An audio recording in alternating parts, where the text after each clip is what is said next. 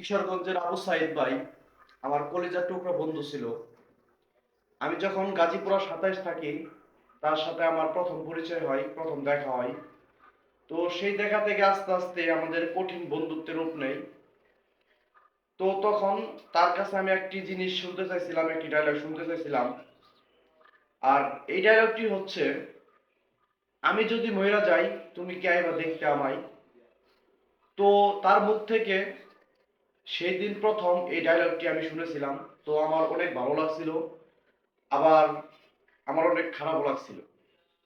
আমি আপনাদের কি বলবো, আমি আমার নিজের চোখের পানি আটকাইতে পারি নাই সেই ভয়েসটি শোনার পর। তো আজকে আমার কলেজের টুকরা বন্ধু আল্লাহ তাআলার ডাকে সাড়া দিয়ে এই দুনিয়া থেকে চলে গেছে।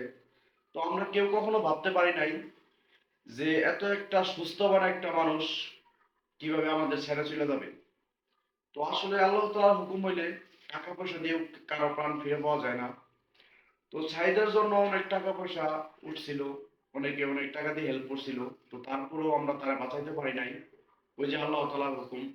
তাই আপনাদের কাছে একটা রিকোয়েস্ট, আজকে পবিত্র জুম্মার দিন, আল্লাহ তাআলার কাছে সকলে আমার বন্ধুর জন্য দোয়া করবেন। আল্লাহ তাআলা তাকে যেন তার জান্নাতবাসী করে।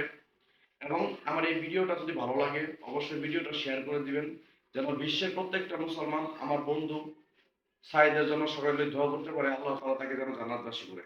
সকলেই সুস্থ থাকবেন, ভালো থাকবেন এবং আমার জন্য দোয়া করবেন।